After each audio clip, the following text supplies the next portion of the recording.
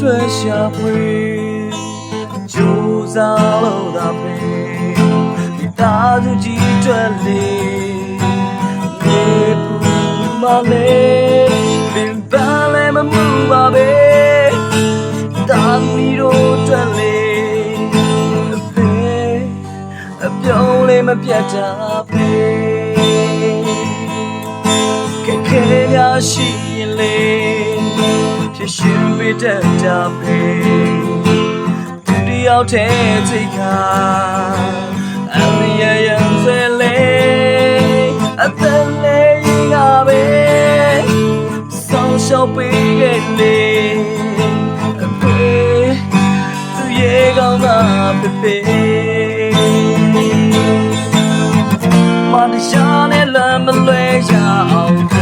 တင်တဲ့ပြီ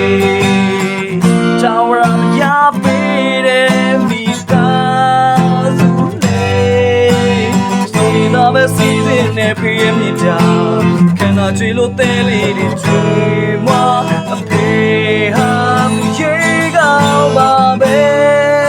ဒီတာသူကြီးရဲ့တဲ့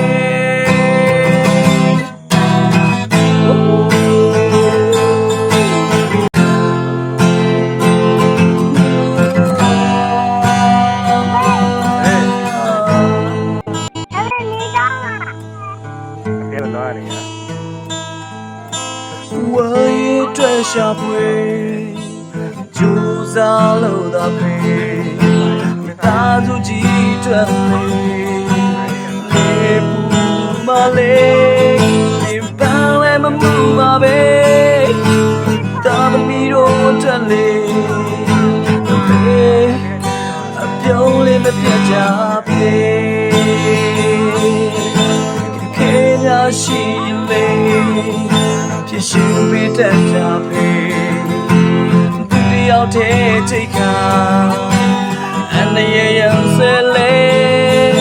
အသက်လေးကပဲ